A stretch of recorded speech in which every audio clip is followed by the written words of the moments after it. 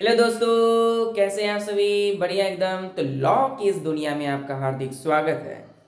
तो आज इस लेक्चर नंबर 9 में हम सभी जानने वाले हैं codification of Hindu law.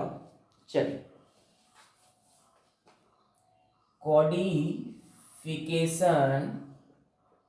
Codification of Hindu law.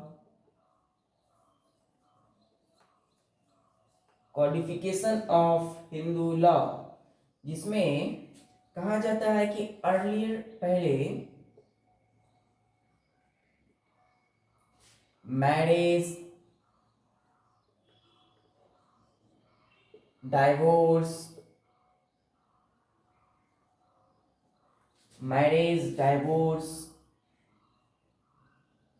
were governed by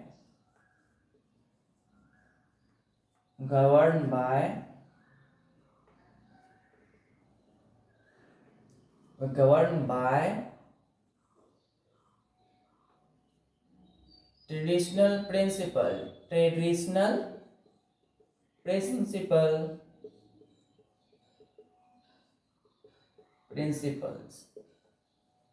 Many changes, many defects,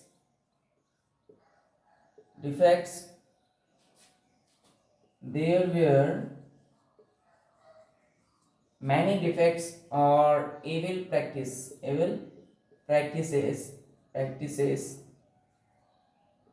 like child marriage,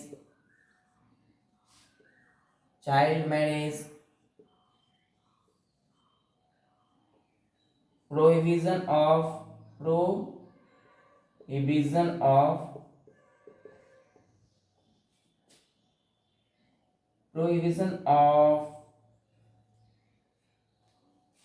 Hindu widows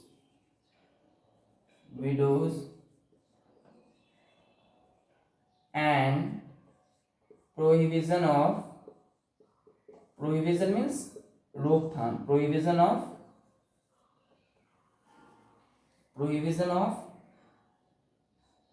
intercaste marriage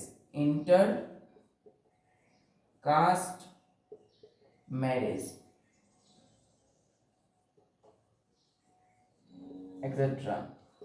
तो देखिए यहाँ क्या हो रही है कि पहले जो थी है ना, पहले विवाह, शादी विवाह कराया जाता था, है ना। दो भी रिलेशनशिप में डाइवोर्स की जाती थी, तो वो जो है एक्चुअल में वो गवर्न थी ट्रेडिशनल प्रिंसिपल। उसमें क्या थे, पारंपरिक रूप से जो भी सिद्धांत थी उसी पर वो आधारित थी। शादी विवाह होना या डाइवोर्स होना, ये सारा चीज़ है ना, एडॉप्शन करना, ये सारा किस पे था, तो पुराने रीति रिवाज जो सिद्धांत थे, जो सिद्धांत बनाए गए थे, रूल्स रेगुलेशन, उसी पे आधारित थी। और देयर वर मैनी क्या कह सकते हैं डिफेक्ट्स, बहुत सारे दोष थे, है ना, एविल प्रैक्टिसेस थे। वे सारे में जो बहुत सारे पहले पुराने समय में जो विचारधाराएं थी लोगों की, उसमें था चाइल्ड मैरिज, है ना, मतलब बाल विवाह करा देना। उसमें फिर दूसरा आता है हमारा प्रोविजन ऑफ द आपका हिंदू विडोज, है ना, किसी भी विधवा का शादी जो है नहीं कराना, ये सारा चीज आता है। प्रोहिबिशन ऑफ इंटरकास्ट मैरिज, है ना, अपने से दूसरे जाति के बीच में विवाह ना करना, इसको रोकथाम, ये सारा चीज को रोकथाम जो है इसमें आता है। तो इसमें क्या कहलाता है कि पहले marriage divorce were govern by the traditional principles and there were many defects, है ना, evil practice like child marriage. ये पहले नहीं, ये क्या होता था, पहले करवा दिया जाता था चाइल्ड मैरिज, है ना, बाल विवाह करा दिया जाता था, शिक्षा से वंचित कर दिया जाता था। तो इससे क्या हुआ, चाइल्ड मैरिज से लोग शिक्षित नहीं हो पाते थे, तो समाज जो है शिक्षित नहीं होने के कारण जो है समाज में कई प्रकार की समस्याएं उत्पन्न हुई, जिससे देश में भी कई प्रकार की समस्याएं उत्पन्न हो गई। ठीक है। तो दूसरा है हमारा प्रोहिबिशन ऑफ हिंदू विडोज, यानी कि जो सपोज अगर कोई है दंपत्ति, और उस दंपत्ति में सपोज अब कोई विवाह है और वो ठीक से मतलब अविवाहित नहीं, विवाह करने के बाद उनके पति की मृत्यु हो गई, तो पत्नी जो पति की मृत्यु हुई, तो पत्नी की भी शादी पहले नहीं कराई दी जाती थी, है ना। तो क्या उनके पास अधिकार नहीं है? मतलब अगर कोई पत्नी पत्नी है, अगर पति की मृत्यु हुई तो पत्नी की अधिकार है कि वो फिर से वो अपना जीवन यापन शुरू कर सकती हैं। तो ये जो है पहले की विचारधाराएं थी कि नहीं, वो जो है पति के साथ ही कई प्रकार की मान्यताएं प्रचलित थी पहले कि जब पति की मृत्यु हो जाए तो पति जो पत्नी उसी अग्नि ज्वाला में जो है पति पत्नी एक साथ जो है समाहित हो जाए। लेकिन आज जो है चेंजेस बदलाव हुए हैं, आज जो है शादी हो सकती है। उसके बाद देख सकते हैं आप, दूसरा है हमारा prohibition of intercaste marriage. Intercaste, inter means होता है बीच में, है ना, कास्ट होता है जाति। तो इंटरकास्ट मैरिज में जो है मतलब क्या है कि एक जात से दूसरी जाति में विवाह कराना, शादी विवाह कराना। तो कि ये भी जो है पहले लोग नहीं जानते थे, ना समझते थे, ना कुछ उनमें विचारधाराएं थी, लोग इसको नहीं कराते थे। लोग जो है अपनी ही जाति में लोग शादी कर लेते थे, विवाह कर लेते थे, ताकि उनकी जो परंपराएं थी वो चली बनी रहे। लेकिन आज क्या है, लोग जो है इंटरकास्ट जो है मैरिज जो है इसको समझ रहे हैं, और इस सारी चीज़ों को से परे होकर लोग जो है अपनी भावनाओं को ध्यान दे रहे हैं और वे शादी विवाह कर रहे हैं। तो इंटरकास्ट मैरिज पहले प्रोहिबिट किया जाता था, उसको रोका जाता था, नहीं एक जात में शादी करनी है। लेकिन आज जो है इसमें बदलाव हुई है, समाज शिक्षित हुआ है। चलिए इस तरह से अब हम लोग देखने वाले हैं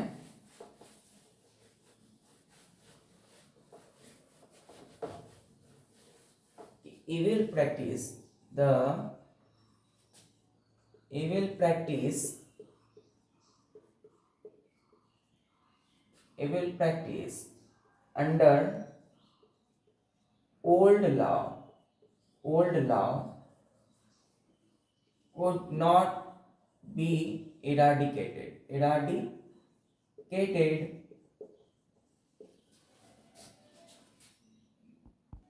चलिए तो यहाँ क्या है, और दूसरा देखते हैं, even after passing many legislation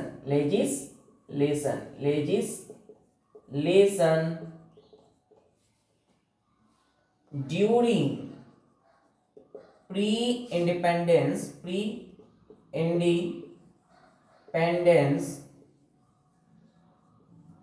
and past independence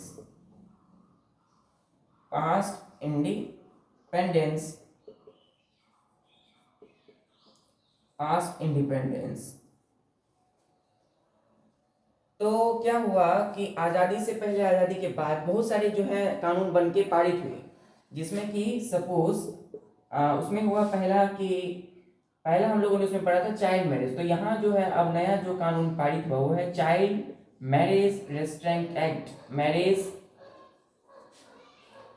restaurant act 1929। ठीक है। दूसरा है हमारा कास्ट डिसएबिलिटीज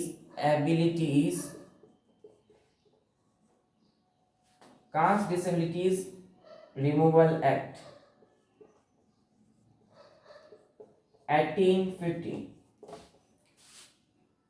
हिंदू विडोज,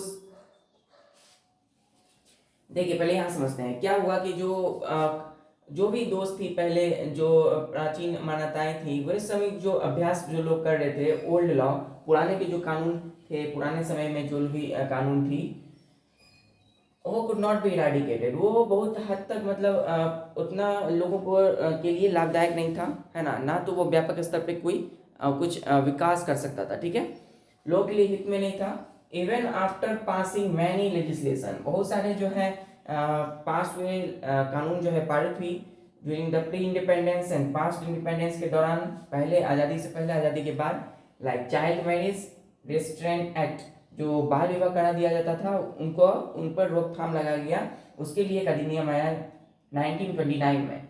फिर है कास्ट डिसएबिलिटीज रिमूवल एक्ट 1850। लोग जो है इंटरकास्ट मैरिज नहीं करते थे, अब जो है इस तरह की चीज़ों को नहीं देखा जा रहा है, लोग अपनी भावनाओं को देख रहे हैं और विवाह करा दिया जा रहा है। तो caste disabilities removal act, caste के में अगर वो योग्य नहीं है तो वो किसी दूसरे जात में शादी विवाह करा सकते हैं। तो कास्ट डिसएबिलिटीज रिमूवल एक्ट ये भी आया 1850 में। कितने में? 1850 में।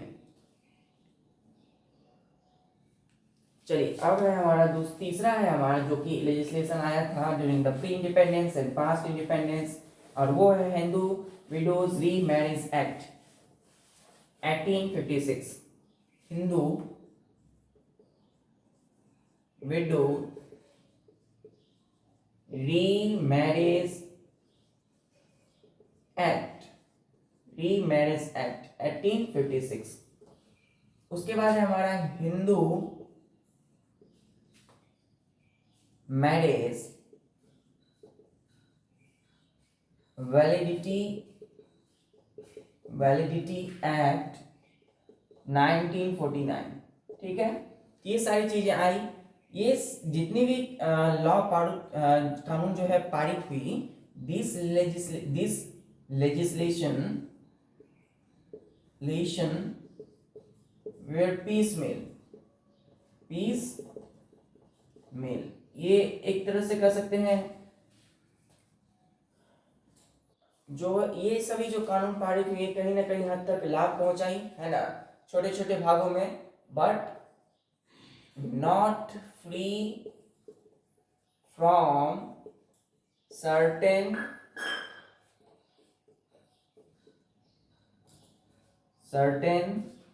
Restriction,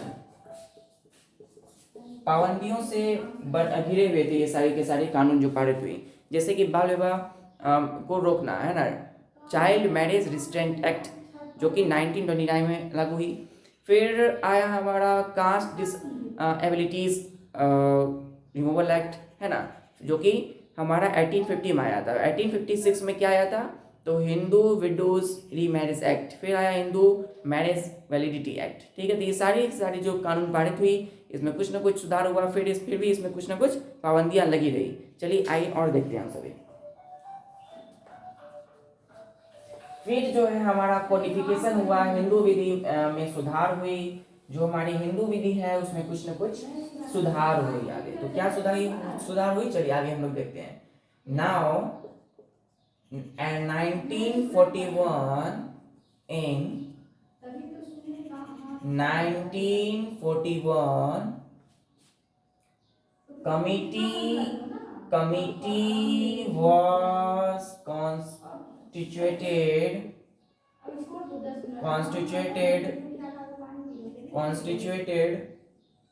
to codify Hindu law. तो जो 1941 है उसमें हमारा क्या हुआ, एक कमिटी को क्या हुआ, बनाई गई, एक कमिटी बनाई गई थी जो कि कोडिफाइड, जिसने क्या किया, हिंदू लॉ को कोडिफाइड किया, उसमें कुछ ना कुछ फिर से नया बदलाव लाया हिंदू लॉ में। ठीक है, फिर आता है इसी में हमारा कि कमिटी, ये जो कमिटी बनी, committee submitted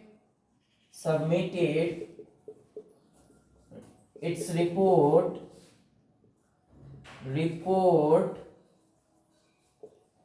together with draft code 1946। तो 1946 में क्या हुआ, कमिटी ने अपनी रिपोर्ट को सबमिट किया एक साथ ड्राफ्ट कोड के साथ। ठीक है, बट ये जो ड्राफ्ट कोड है, ड्राफ्ट कोड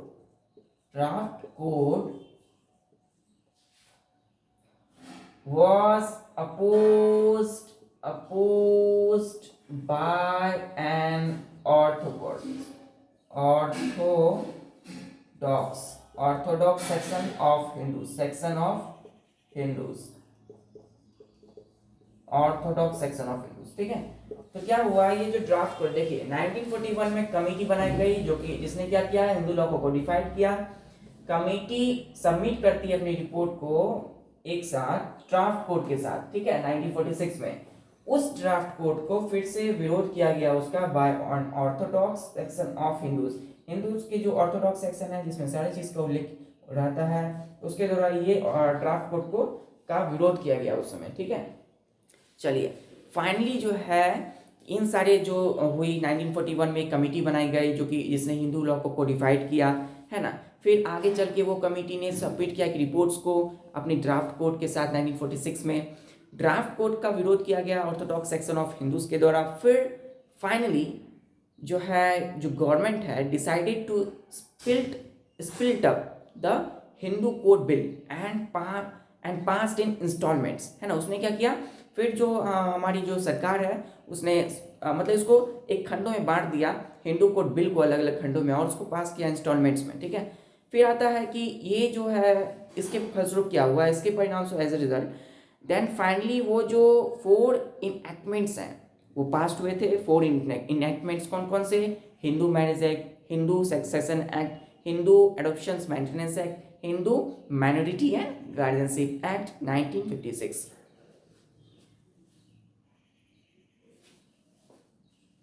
चलिए, तो यहां क्या हो रहा है अब देखिए,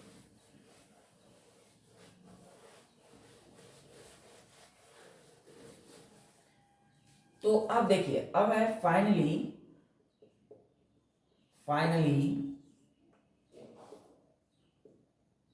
government decided to split up the Hindu Code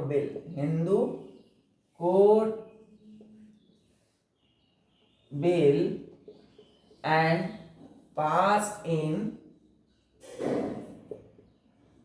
installments, ठीक है। तो अब देखिए समझते हैं फिर क्या हुआ। एज ए रिजल्ट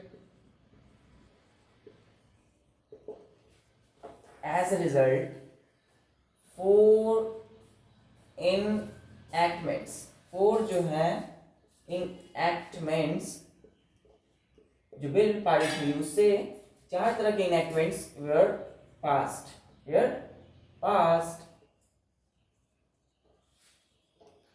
वो 4 इनएक्टमेंट्स कौन कौन से थे, उनमें से पहला था हिंदू मैरिज एक्ट, 1955। दूसरा है हमारा हिंदू सक्सेशन एक्ट 1956। तीसरा है हमारा Hindu adoption and maintenance act 1956। चौथा है हमारा Hindu minority and guardianship act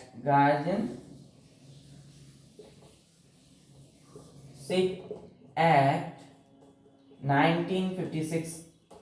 चलिए, ये सारे के सारे क्या है इनएक्टमेंट्स हैं जो कि क्या हुए, पास हुए थे उस समय, ठीक है। गवर्नमेंट जो है फाइनली क्या किया, वो उन्होंने निर्णय लिया स्प्लिट करने के लिए हिंदू कोड बिल को। उन्होंने हिंदू कोड बिल को फिर खंडों में बांटा और उसको पारित किया। कहां पर, इंस्टॉलमेंट में पास किया। इसके रिजल्ट में क्या हुआ कि 4 इनएक्टमेंट्स जो है पास हुए। वो 4 इनएक्टमेंट्स कौन थे, तो Hindu marriage act 1955, Hindu succession act 1956, Hindu adoptions and maintenance act 1956, Hindu minority and guardianship act 1956। चलिए, अब हम लोग आते हैं जो कि समझ रहे हैं, ये हमारा इस तरह से modern source of Hindu law जो है कंप्लीट हो गया। अब हम लोग जो है इस तरह से modern sources of Hindu law में हम लोगों ने देख लिया equity, justice and good conscience. दूसरा हम लोगों ने देखा प्रेसिडेंट, जिसका मतलब होता है पूर्व के उदाहरण, दिए गए उदाहरण जो होते हैं उसको हम प्रेसिडेंट कहते हैं। तीसरा है हमारा लेजिस्लेशन, है ना। पार्लियामेंट के 3 पिलर्स में पहला लेजिस्लेशन, जिसको हम लोगों ने modern source of Hindu law में देख लिया है, ठीक है। तीसरा से हम लोग सोर्सेस ऑफ हिंदू लॉ में कंप्लीट किया, पहला ancient source of Hindu law, दूसरा modern sources of Hindu law. तीसरी कैटेगरी से हमारी स्कूल्स ऑफ हिंदू लॉ, है ना। तो हिंदू लॉ जो हिंदू विधि है उसकी 2 तरह के स्कूल आते हैं, है ना। चलिए, schools of Hindu law, school of Hindu law, चलिए स्कूल्स ऑफ हिंदू लॉ में क्या है, तो एक्चुअल में the schools of Hindu law emerge from communities and digest, ये यहां से आया है। कम्युनिटीज जो समुदाय बनाई गई थी, जो हम लोगों ने पढ़ा था किसमें, कम्युनिटीज एंड डाइजेस्ट को हम लोगों ने पढ़ा था ancient source of Hindu law में। तो उसी से ये स्कूल्स ऑफ हिंदू लॉ निकल के आया है। तो चलिए इसको हम लोग बांटते हैं। There are two types of school. पहला है हमारा मिताक्षरा, दूसरा है हमारा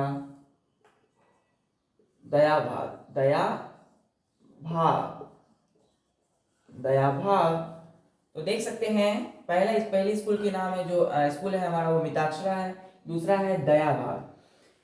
तो ये जो मिताक्षरा है,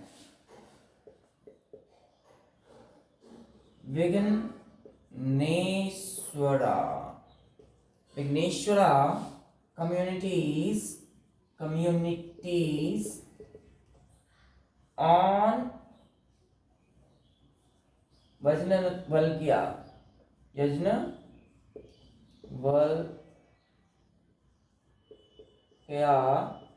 स्मृति called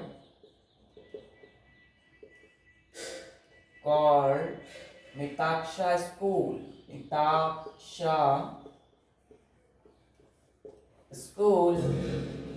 मिताक्षरा स्कूल। ठीक है, तो ये जो मिताक्षरा स्कूल है इसका मीन्स क्या होता है, मीनिंग क्या है, Mitakshara school, what do you mean by Mitakshara school? उसको कहते हैं मेजर्ड इन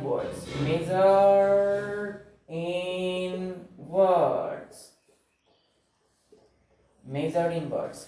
तो देखिए क्या हुआ स्कूल्स ऑफ हिंदू लॉ में, जो कहां से निकला है, कम्युनिटीज एंड डाइस्ट से। दो तरह के स्कूल हैं, एक है मिताक्षरा, दूसरा है दयाभाग। जो विघ्नेश्वर कम्युनिटीज है यज्ञवल्क्या स्मृति पर, उसको हम कहते हैं मिताक्षरा स्कूल, है ना। इसको इस तरह से डिफाइन किया गया है कि विघ्नेश्वर कम्युनिटीज समुदाय के जो है यज्ञवल्क्या स्मृति में, उसको हम क्या कहते हैं, स्मृति होता है, उसको हम वेद कहते हैं, वेद है ना, वेद मीन्स होता है नॉलेज। यज्ञवल्क्या स्मृति कॉल्ड मिताक्षरा स्कूल। तो ये जो मिताक्षरा स्कूल है इसका मीन्स क्या होता है, what do you mean by Mitakshara school? That is measured in words, यानी शब्दों में मेजर करना, नापना, शब्दों में नापना तोलना, है ना, उसको मेजर इन वर्ड्स मिताक्षरा कहते हैं। दयाभाग, अब है हमारा दयाभाग got its name from leading Smriti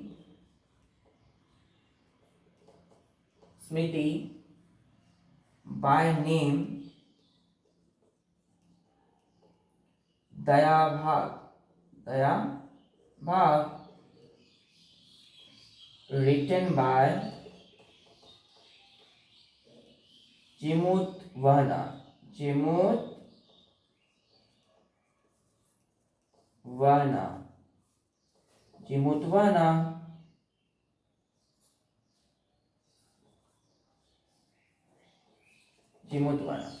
तो देखिए क्या हो रहा है, दो तरह के स्कूल है। पहला है हमारा मिताक्षरा स्कूल।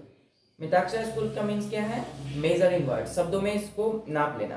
दूसरा है दयाभाग स्कूल, जिसको हम कहते हैं कि इन्होंने अपना नाम को लिया है फ्रॉम लीडिंग स्मृति से, बाय नेम दयाभाग। जो दयाभाग कम्युनिटीज हैं, स्मृति है दयाभाग, उसको लिखा गया है जिमुतवाना के द्वारा। इसके द्वारा, जिमुतवाना के द्वारा। चलिए अब हम लोग आते हैं, now we are going to discuss more things about Mitakshara and Dayabhaga school.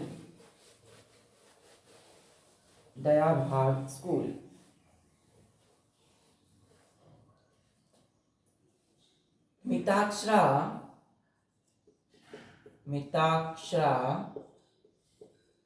Prevails, ये प्रचलित है all over India,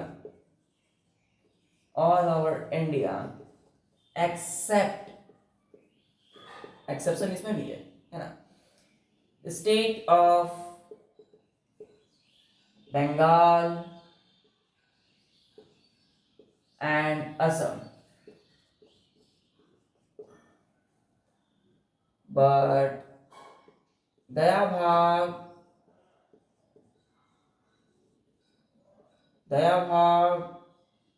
prevails in Bengal and Assam।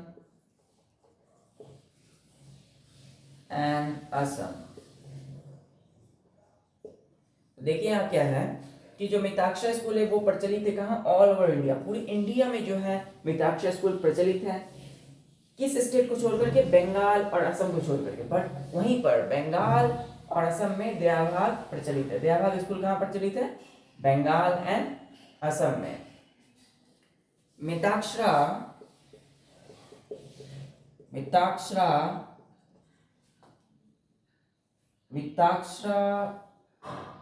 controls all entitles of law।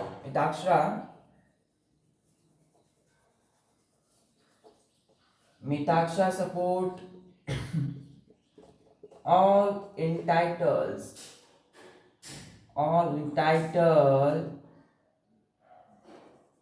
of law, but दया भाग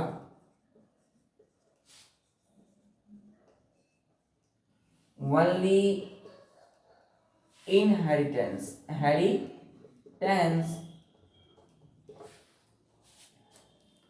तो इस तरह से देखिए कुछ डिफरेंस है मिताक्षरा और दयाभाग में। अब हम लोग चलते हैं, दयाभाग में भी मिताक्षरा में भी सब डिवाइडेड इनटू 3 सब स्कूल्स। मिताक्षरा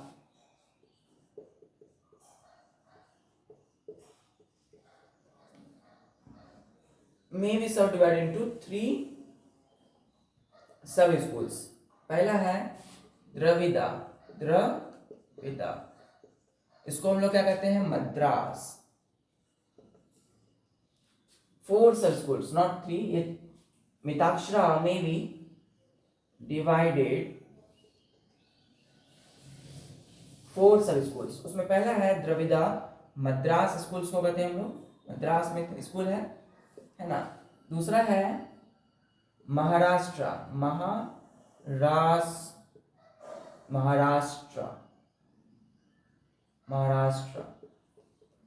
मुंबई स्कूल, बॉम्बई पहले कहा जाता था, बॉम्बई स्कूल है ना, आज मुंबई हो गई है।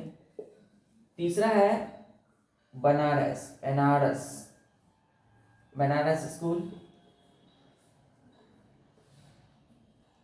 स्कूल।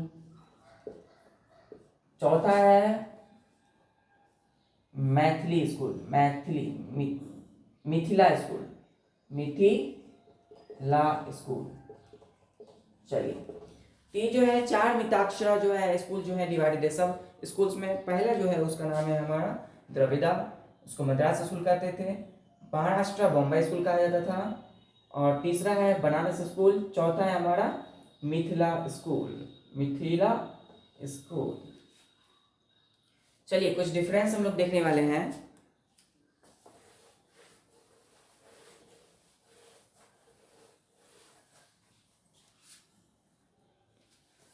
हम लोग कुछ डिफरेंस देखते हैं, डिफरेंस बिटवीन मिताक्षरा एंड दयाभाग। देखिए मिताक्षरा और दयाभाग में क्या डिफरेंस हो सकती है। मिताक्षरा स्कूल हम लोग जान चुके हैं कि मिताक्षरा जो है पूरे इंडिया में फेमस है ना, ऑल ओवर द इंडिया वो है प्रचलित है, जैसे कि बंगाल और असम को छोड़ करके। बाकी दयाभाग स्कूल जो है वो अपने नाम को लिया है फ्रॉम दयाभाग से, जो लिखा जाता है जिमुत बोहना के द्वारा, ठीक है। दयाभाग स्कूल बंगाल और असम में प्रचलित है। दयाभाग स्कूल जो है वो किसी भी डिवाइडेड नहीं है, बट मिताक्षरा जो है वो डिवाइडेड है सब स्कूल 4 सब स्कूल में। पहला नाम है द्रविदा, इसको हम लोग क्या कहते हैं, मद्रास। दूसरा है महाराष्ट्र मुंबई स्कूल में। तीसरा है हमारा बनारस स्कूल। चौथा है मिथिला स्कूल, ठीक है। तो now we are going to discuss what are the difference between Mitakshara and Dayabhaga on the basis of 4 categories: joint family, supervisorship. तीसरा है हमारा वो है विडोज राइट्स। चौथा है हमारा सपिंडा एंड ईयरशिप। चलिए, मिताक्षरा, मिताक्षरा।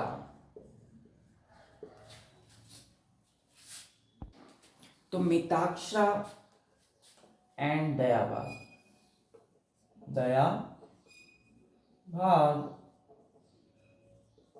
इसमें क्या है हमारा पहला है ज्वाइंट फैमिली। इसको आज हम लोग समझते हैं कि on the basis of joint family हम लोग कैसे डिफ्रेंशिएट करेंगे मिताक्षरा और दया भाग ज्वाइंट फैमिली के आधार पे। ज्वाइंट फैमिली देखिए इसमें कहा गया है कि सन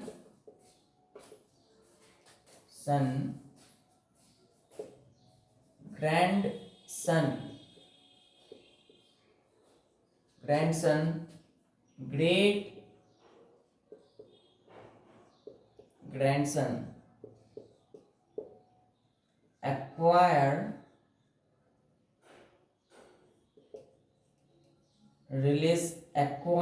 right by birth in ancestral property।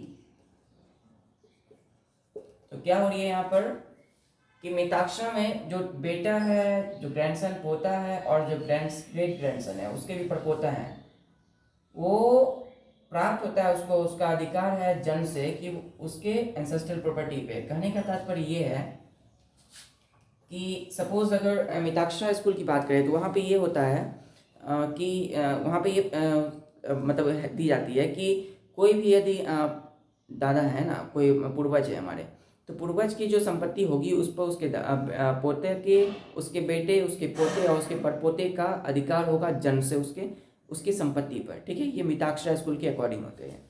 ये दया भाग में क्या है कि सच rights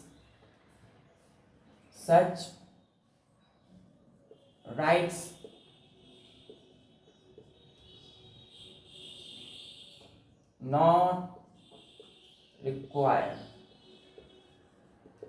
by birth, ownership of son